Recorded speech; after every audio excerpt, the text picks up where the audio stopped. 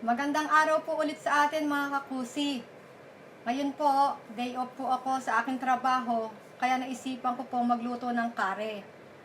Ako po, pag nagluluto po ako ng kare, hanggat maaari po, umaga pa lang po, niluluto ko na po siya para sa gabihan po kakainin po.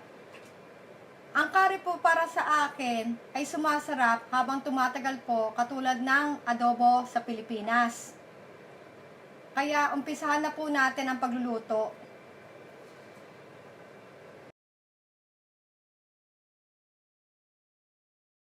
Ito na po ang ating mga ingredients. Kailangan po natin ng bawang, sibuyas, kamatis, karne.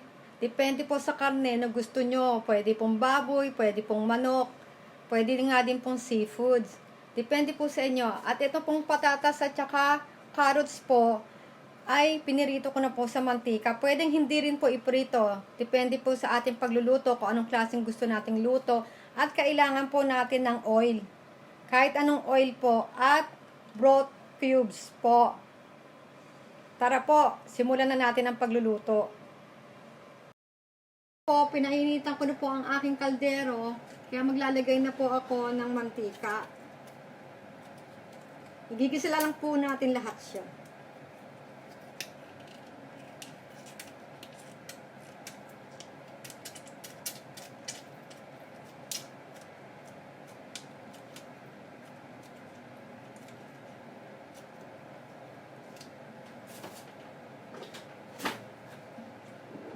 Alam nyo po, nung umuwi ako ng Pilipinas,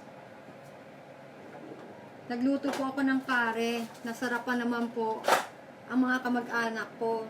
Kaya may nag-request po sa akin nito na isama ko sa pag-vlog ko ang pagluluto ng kare.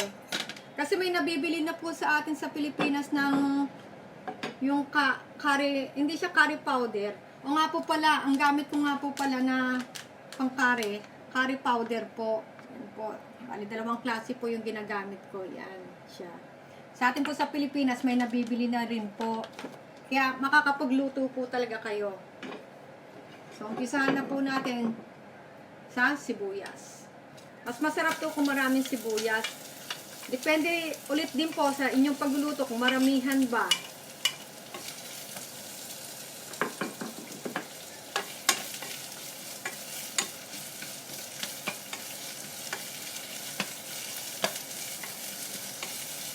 Ako po sa totoo lang, hindi rin ako mahilig sa kare.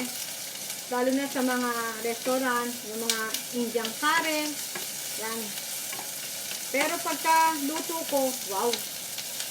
Pagluto ko po, kumakain po ako. Kasi minsan, ang kare po sa restaurant, masyadong mabaksik ang amoy. Sa amoy, sa lasa, siguro okay naman. Kasi hindi po talaga ako umu-order ng kare sa restaurant. Kasi nga, yung baksik ng amoy ng kare, hindi ko po gaanong gusto.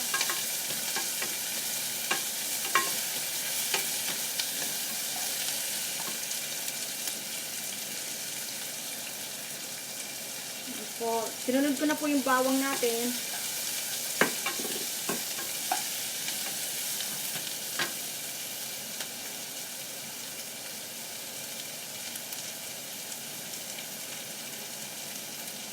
Wait lang po ah. Wait lang po.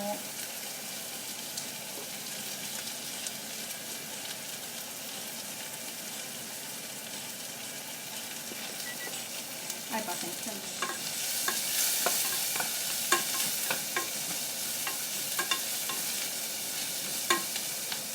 At pagkatapos po, etong karne natin, isunod po natin.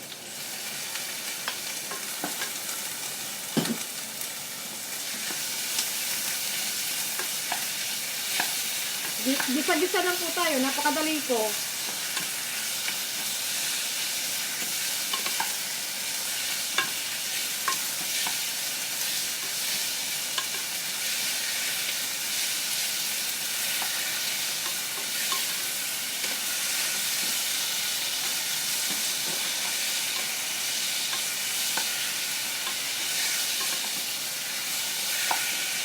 Sana hindi kayo naboboring sa akin, no? Alam niyo po, sa totoo lang, napakahirap po pala talaga maging vlogger. Wow, vlogger na yan! Feeling vlogger? Napakahirap po talaga. Kung akala mo may kausap ka, wala naman. Sarili mo lang kausap mo. Eh di, wow, ikaw na. Pasensya na po kayo, nag-joke lang ako. Kasi masyado tayong seryoso sa pagluluto. Kaya, ilabas natin.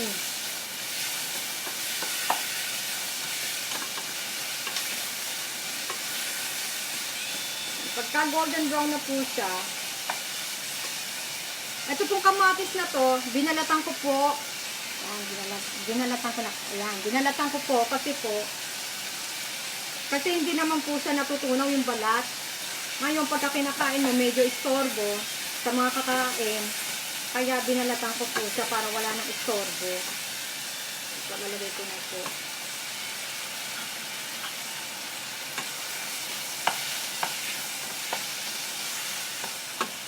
Medyo madilim tayo ngayon kasi makulimlim.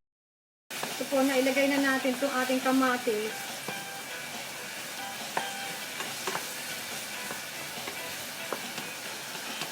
Wait lang po.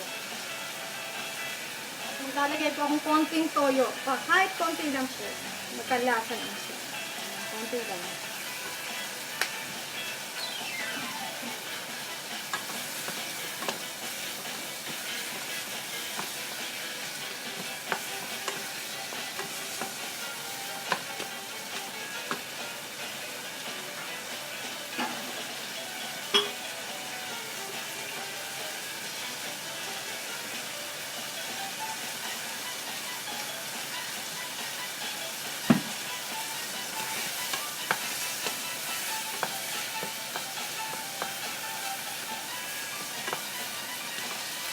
At maglagay na rin po tayo ng tubig. Lalagay tayo ng tubig.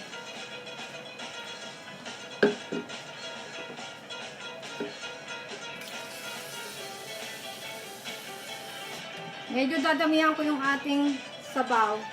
Kasi po, pagka pinakuluan po yan, kukunti naman po yung sabaw. Yan po, hintayin po natin kumulo.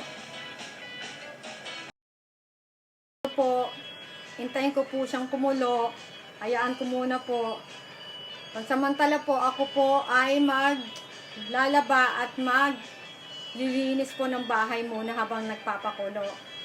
Mamaya po ulit. Yan po mga kakusi. Kumukulo na po siya. Ilalagay ko na po yung beef broth. Ito po. Lagay lang po natin siya. Haluin lang po natin. Hanggang sa matunaw yung broth cubes.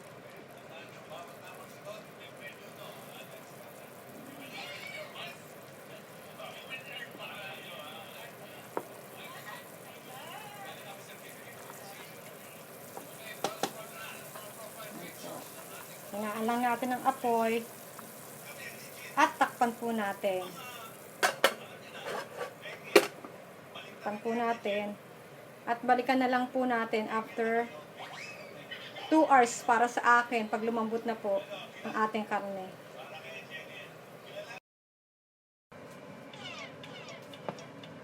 Ito po mga kakusi. Balikan natin yung kanina natin pinakukuluan. Nilagay ko na po yung carrots at yung patatas. At nilagyan ko na rin po siya ng curry powder. Nilagay na po ako konti lang. Konti lang muna. At talagyan ko na rin po ng black curry powder.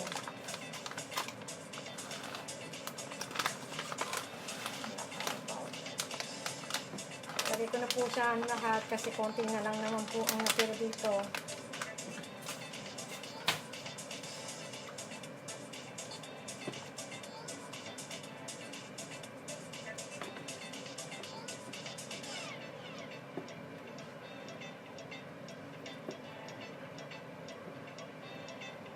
at nakalimutan ko pong sabihin sa inyo na maglalagay din po tayo. Optional lang po, kung wala, pwede naman pong hindi nyo nalagyan. Ako po naglalagay po ako ng honey. Konti lang po.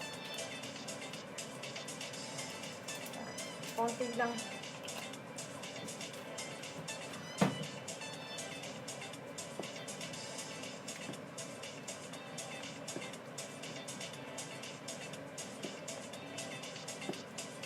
Ang paglalagay po ng ating curry powder, konti-konti lang po. Tignan lang po natin kung malabnaw pa siya. Wag kasi pag masyado nang malapot, hindi po siya magandang tingnan. Hindi po siya masarap. Hindi siya magandang tingnan. Hindi siya masarap pagka masyadong malapot.